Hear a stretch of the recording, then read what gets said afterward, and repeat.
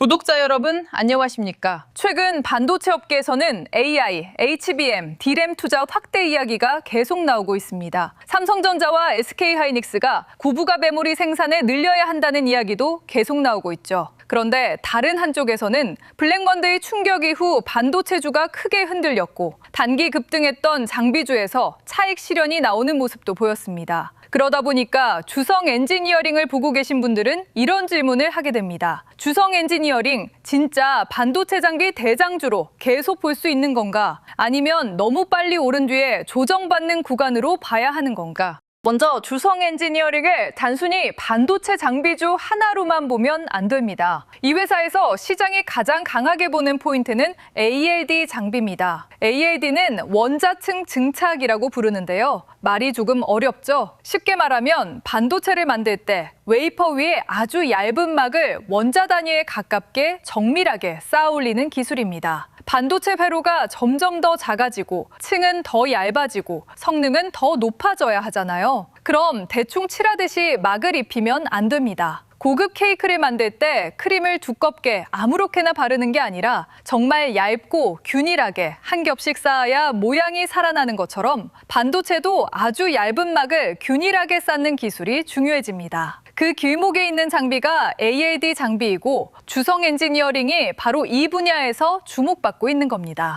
그럼 왜 지금 ALD가 다시 중요해졌느냐? 답은 HBM용 D램 투자에 있습니다. AI 서버가 늘어나면서 엔비디아 GPU 옆에 붙는 HBM 수요가 폭발적으로 커졌습니다. HBM은 단순히 메모리 하나가 아닙니다. GPU가 천재 의사라면 HBM은 수술 도구와 환자 기록을 초고속으로 꺼내주는 수술팀 같은 역할을 합니다. GPU가 아무리 똑똑해도 필요한 데이터를 제때 못 받으면 제 성능을 내기 어렵거든요. 그래서 SK하이닉스와 삼성전자는 HBM 생산 능력과 고부가 D램 생산을 더 늘려야 합니다. 그런데 HBM은 후공정만 잘한다고 되는 게 아닙니다. 그 안에 들어가는 D램 자체가 좋아야 하고 최선단 D램 공정이 안정적으로 돌아가야 합니다. 여기서 전 공정 장비가 중요해지는 거예요. 주성 엔지니어링의 ALD 장비가 주목받는 이유도 바로 이 흐름과 연결돼 있습니다. 요즘 시장에서는 HBM 이야기가 나오면 후공정, 패키징, TC 본더만 떠올리는 경우가 많습니다. 물론 그쪽도 중요합니다. 한미 반도체 같은 종목이 주목받은 이유도 여기에 있죠. 하지만 HBM을 만들려면 먼저 좋은 D램을 만들어야 합니다. 아무리 포장을 잘해도 안에 들어가는 재료가 좋아야 하잖아요. 식당으로 비유하면 포장 용기가 아무리 좋아도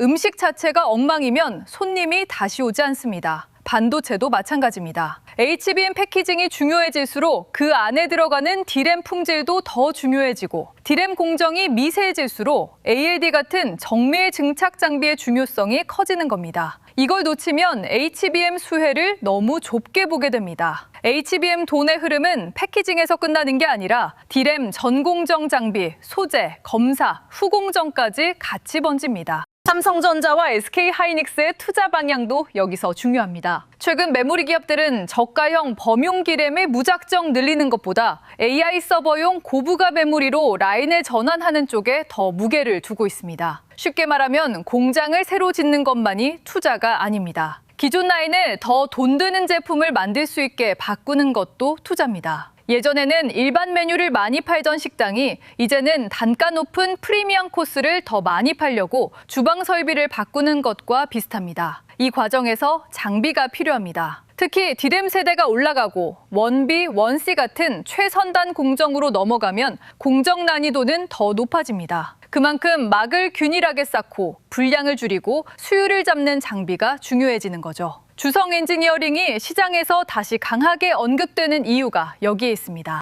여기서 수율 이야기도 꼭 해야 합니다. 수율은 기술 용어처럼 보이지만 투자자 입장에서는 그냥 돈입니다. 제품 100개를 만들었는데 정상 제품이 70개만 나오면 나머지 30개는 비용입니다. 그런데 같은 장비, 같은 인력, 같은 시간으로 정상 제품이 90개 나오면 이익률이 완전히 달라지죠. 붕어빵 장사를 생각해보면 쉽습니다. 밀가루도 똑같이 쓰고 팥도 똑같이 쓰고 시간도 똑같이 들였는데 덜 탄 붕어빵이 많이 나오면 팔 수 있는 제품이 많아지고 마진이 좋아집니다. 반도체도 똑같습니다. 최선단 D램과 HBM에서는 수율이 곧 마진이고 마진이 곧 실적입니다. 그래서 메모리 회사들이 장비에 돈을 쓰는 이유는 단순히 생산량을 늘리기 위해서만이 아닙니다. 같은 공장에서 더 좋은 제품을 더 많이 뽑기 위해서도 장비 투자를 하는 거예요. 주성 엔지니어링을 볼 때도 이 장비가 고객사의 수율과 마진에 얼마나 중요한 역할을 하느냐를 봐야 합니다.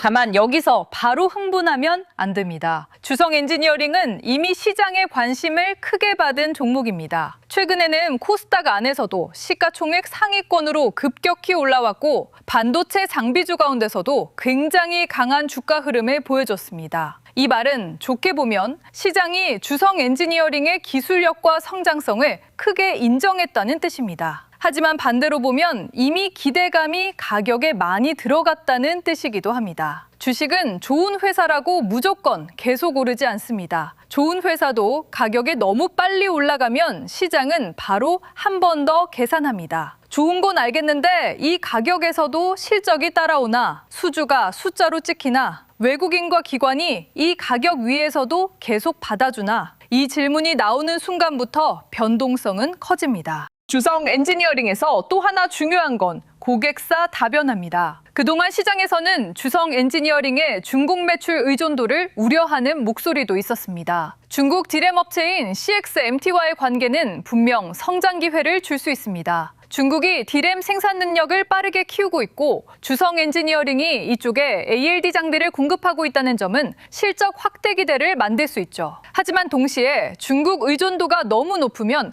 미국의 대중 규제, 반도체 장비 수출 통제, 지정 확정 리스크에 영향을 받을 수 있습니다. 그래서 시장은 이제 묻습니다. 중국만 보고 가는 회사인가? 아니면 국내, 북미, 비메모리, 유리기판까지 고객과 응용처를 넓혀가는 회사인가? 이 차이가 중요합니다. 주성 엔지니어링이 진짜 글로벌 장비사로 재평가받으려면 단순히 중국 고객사 하나가 아니라 더 넓은 고객 기반을 보여줘야 합니다. 최근 시장에서 주성 엔지니어링을 더 자극적으로 만든 재료는 신규 해외 고객사와 차세대 장비 기대감입니다. 북미 메모리와 비메모리 고객사, 마이크론, 애플, 인텔, TSMC 관련 기대감이 시장에서 거론됐고 차세대 반도체 양산 공정에 들어갈 장비 공급 가능성도 언급됐습니다. 물론 이런 이야기는 조심해서 봐야 합니다. 거론된다와 계약이 확정됐다는 완전히 다릅니다. 시장은 기대감으로 먼저 움직이고 실제 숫자는 나중에 나옵니다. 그래서 투자자 입장에서는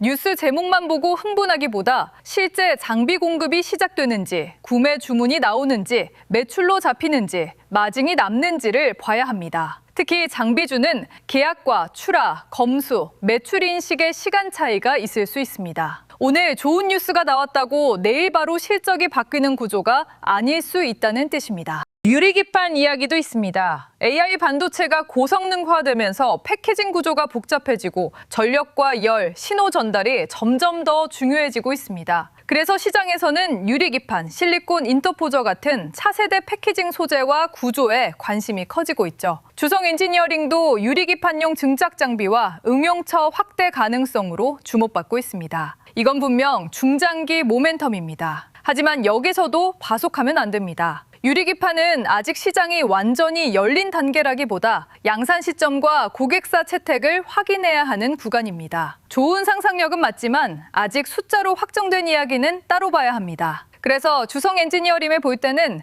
ALD와 HBM용 D램 투자는 가까운 모멘텀, 유리기판과 해외 신규 고객사는 중장기 모멘텀으로 나눠서 보는 게 좋습니다. 이 둘을 섞어서 보면 기대가 너무 커지고 대응이 흐려질 수 있습니다. 그럼 지금 주성 엔지니어링을 어떻게 봐야 하느냐? 먼저 보유자 입장에서는 오늘 하루 오르고 빠지는 것보다 내가 이 종목을 산 이유가 아직 살아있는지 봐야 합니다. 내가 ALD 장비 수요 확대를 보고 샀는지, HBM용 D램 투자 확대를 보고 샀는지, 신규 해외 고객사 기대를 보고 샀는지, 아니면 단기 급등 흐름을 따라 들어갔는지부터 구분해야 합니다. 단기 급등을 보고 들어갔다면 가격 기준이 있어야 합니다. 반대로 장비 사이클과 실적을 보고 들어갔다면 수주, 매출 인식, 고객사 투자 일정을 보면서 판단해야 합니다. 신규 접근을 고민하는 분들은 추격보다 눌림에서 수급이 살아나는지 봐야 합니다. 거래량이 죽으면서 가격이 버티는지, 외국인과 기관이 아래에서 받아주는지, 삼성전자와 SK하이닉스 투자 뉴스가 실제 발주로 이어지는지 이 세 가지가 중요합니다.